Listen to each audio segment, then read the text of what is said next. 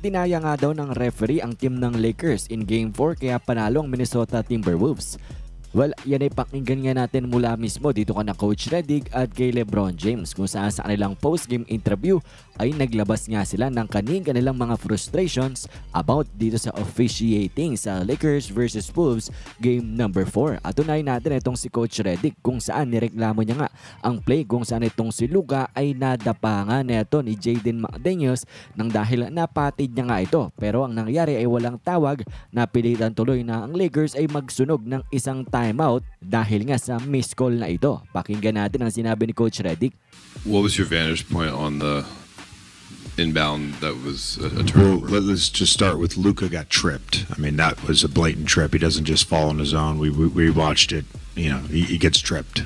So we should have been at the free throw line. Well, yan nga ang naging main reklamo na ito nga ni Coach Redick. Imbis nga daw na itong si Luka Doncic will be shooting free throws para ang LA Lakers ay palamangin sa laban ngang ito. Ayan, nangyari pa dyan ay napilitan na gumamit ng isang crucial timeout itong si Coach JJ Redick, and after the timeout, nagresulta yun ng turnover ng Lakers. So definitely sa tingin ni Coach Redick, isa ito sa mga momentum swinger na plays na kinos nga ng referee dahil nga sa kanyang miss call. And then ito namang si LeBron James ay ganun din naglabas ng kanyang frustration sa post-game interview patungkol naman ito dito nga sa foul niya kay Edwards na sinabi ng referee ay nauna daw ang illegal contact ni LeBron sa pag-steal niya dito na dapat ay turnover ni Edwards. Ang nangyari, foul pa yan netong ang LA Lakers. Pakinggan natin si LeBron. It happens all the time, you know, hand is part of the ball, that's what they say.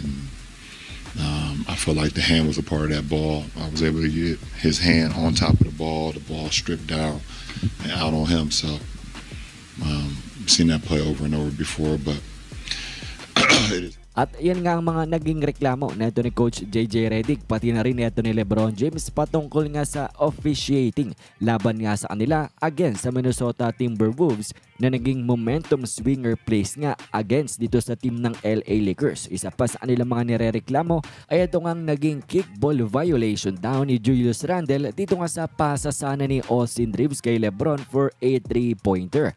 Pero ang ginawa ng referee hindi nga tinawagan yan kahit nasa harapan na siya, and basically binigyan ng turnover ang LA Lakers, at yan nga ang isa pa sa mga nireklamo ni Coach Redick at LeBron James during the game. Pero anyways, kung kayo nga ang akin tatanungin, kayo ba'y nag-a-agree dito nga kay Coach Redick pati na rin kay LeBron James sa kanilang mga naging reklamo during the game and after the game patungkol nga sa officiating laban nga sa kanila against sa Minnesota Timberwolves in Game 4? Komento nyo lamang ang inyong mga opinion.